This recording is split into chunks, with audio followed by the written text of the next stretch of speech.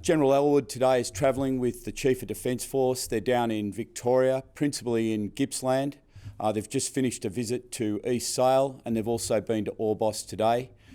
He will travel again tomorrow with the Chief of Defence Force to Kangaroo Island. So I'll do today's operational update and tomorrow's operational update as well. I just want to start with a couple of key themes with regards to our operations. We continue to build the force, and as of today there are 2,700 reserve soldiers, sailors and airmen that have now joined the force and are being employed in Operation Bushfire Assist.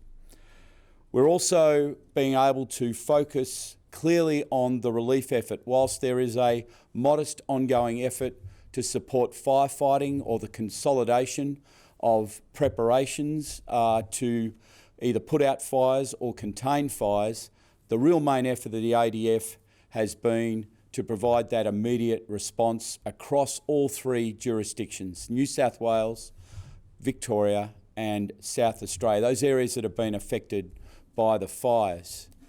Now, I will go through each region and location and just give some key highlights of some of the operational work that's being undertaken.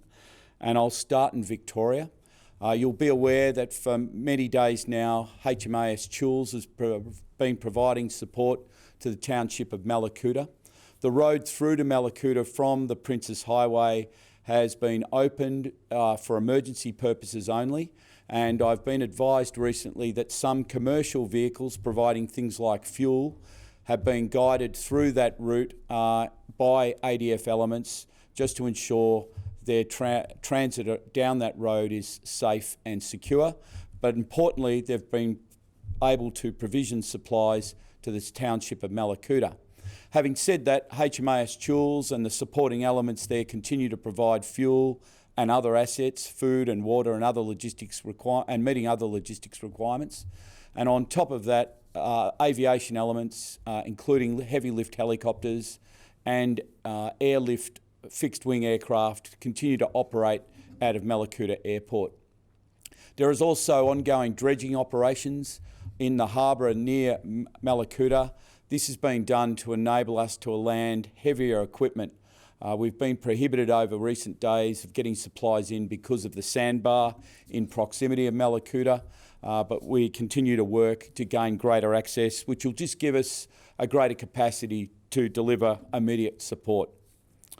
In terms of other missions in Victoria, just staying in Gippsland for the moment, we continue to support remote localities. This includes providing logistics support and enabling other government agencies like the Department of Human Services to get into remote localities and give people that have been affected by these terrible fires access to the sorts of support that can be provided by the Department of Human Services in particular. We've also continued to do that heavy engineering work. The Princes Highway is the key objective to get that open and safe for transit, and that work continues. Both the ADF in concert with state authorities continue that access opening, both on that Mallacoota route I spoke about earlier, but principally and most importantly the Pacific Highway.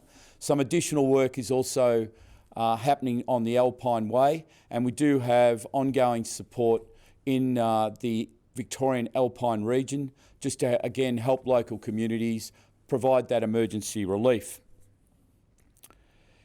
Just to highlight a point and to give an example, we have been providing emergency accommodation to evacuees, and at Bandiana, which is in the Albury-Wodonga area, one of our bases has been providing accommodation for up to 400 people.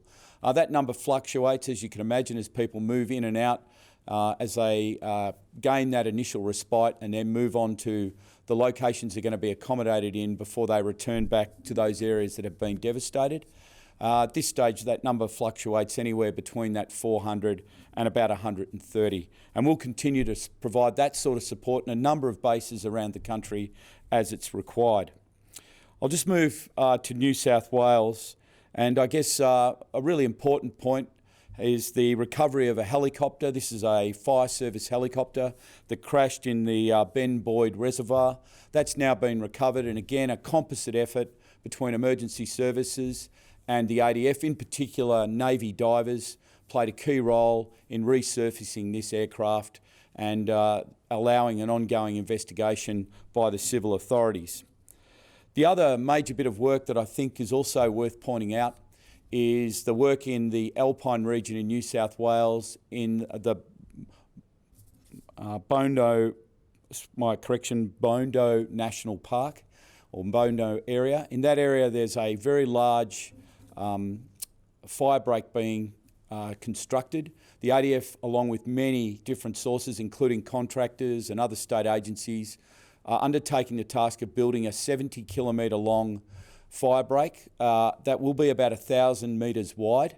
And this work continues. It was started a couple of days ago, but it's a significant effort to basically consolidate the firefighting effort and contain fires in that part of the region. There is serious risk in the Alpine region if the weather situation changes and we return back to those severe or catastrophic conditions. So this preparation is absolutely vital to ensure we can fight the fire or assist the fighting of the fire should things flare up again. The other activities included ongoing access and site assessment in the South Coast, and there's an ongoing logistics requirement there as well as we support the local communities, visit those remote areas throughout southern New South Wales and the Alpine region just to make sure they've got the immediate supplies they need before the larger commercial system kicks in and starts to deliver the resources that are required by all the communities across these regions. Just going to South Australia, again focused principally on Kangaroo Island, but I also want to touch on some work being done in the Adelaide Hills. And there is a task group there, approximately 120 people that are operating in the Adelaide Hills, principally supporting people that have been affected by fires, helping with infrastructure, helping local property owners with fencing, just supporting the cleanup and assisting the community with logistics support and connecting them to various state agencies as well as part of that multidisciplinary approach that we've applied in the way we've integrated with state agencies. So that's important work for the communities in Adelaide Hills. Down in Kangaroo Island, we will place 2 heavy lift aircraft, CH-47 aircraft or Chinooks. We'll go down there on Monday and they'll operate for a couple of days just to provide additional reach for us to enable us to provide supplies in the remoter parts of the island, principally delivering fodder and other supplies. Importantly, the water purification system that I've spoken about previously is generating 400,000 litres of water, and our New Zealand engineers down there are also providing a further 12,000 litres of fresh water each day to support the community. An important point here, the water has been tested by the South Australian authorities and it is perfect for drinking. So we're pleased to be able to provide high quality purified water for the community in Kangaroo Island. The helicopters will stay there for three or 4 days and then return back to East Sale. Just on overall aviation disposition, I'd just like to highlight that the New Zealand capability, their 3 MRH-90 Taipan aircraft, or Taipan equivalents, they have a different name for them, are moving from New South Wales down to Victoria. 1 is already down there and the other 2 will arrive. I guess just for those people at Gippsland that are receiving support, you'll see a noticeable contribution by our friends from New Zealand as they fly supplies, fodder and key personnel, representatives of service agencies in to help remote communities. We're just super grateful for the support provided by New Zealand and also Singapore, and Gippsland's, I guess, going to see the best of that over the next few days and has had the benefit of Singaporean support for a few days already. Ladies and gentlemen, that's all I have, subject to any questions today. Thank you.